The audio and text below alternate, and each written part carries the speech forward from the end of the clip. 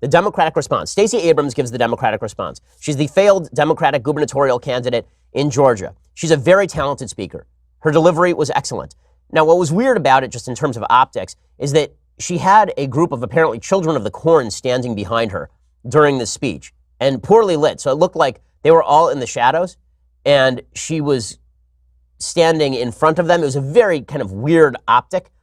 She delivered the speech really well, but her message was discordant. So President Trump's entire speech was about unity, the greatness of American history, the fact that we stand on the shoulders of giants. And Stacey Abrams' entire speech is about how America is still a terrible, horrible, no good, very bad place, and how nothing has really changed from the past. So she started off by talking about this is always the divide in sort of Democratic thinking. They want to say things like America's the land of opportunity, but then they want to take it back. So here's her talking about how America's a land of opportunity, and then you'll hear her take it back in a second.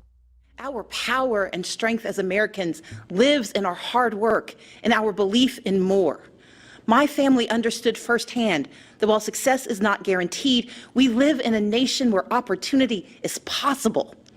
But we do not succeed alone.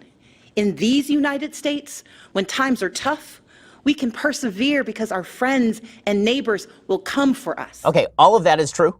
All of that is true. But there is one problem. When she says, you know, when times are tough, we persevere because our friends and neighbors come for us. That's true. That's called a voluntary association. Everyone on the Republican side of the aisle is in agreement with that. What Democrats want is for our friends and neighbors not to come for us. They want the government to come for us.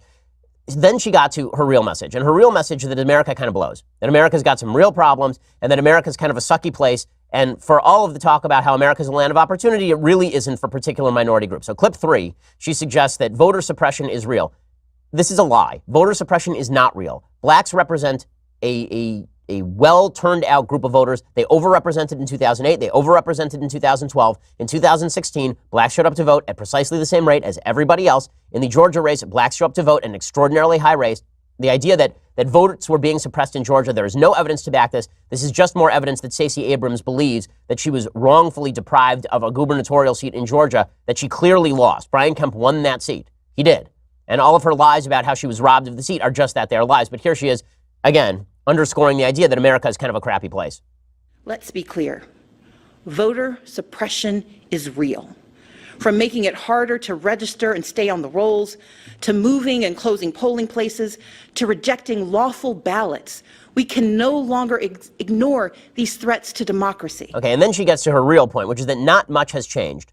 And this is the big issue. Again, President Trump says that things have changed in the past because great people were there in the past to help push change along, and we can be part of that history.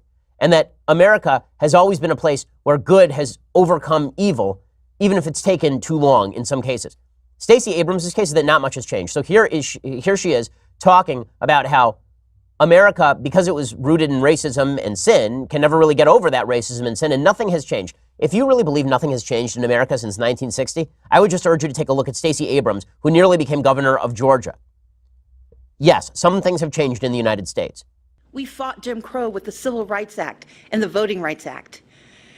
Yet we continue to confront racism from our past and in our present, which is why we must hold everyone from the highest offices to our own families accountable for racist words and deeds, and call racism what it is: wrong. America achieved a measure of reproductive justice in Roe v. Wade, but we must never forget it is immoral to allow politicians to harm women and families to advance a political agenda. Right, so this is her intersectionality point that we discussed on yesterday's show. This is her intersectionality idea, that policies she doesn't like are attacks on specific minority groups, and those minority groups must unify in order to beat back those attacks. It's a lie, it's untrue, and it's a false depiction of the United States.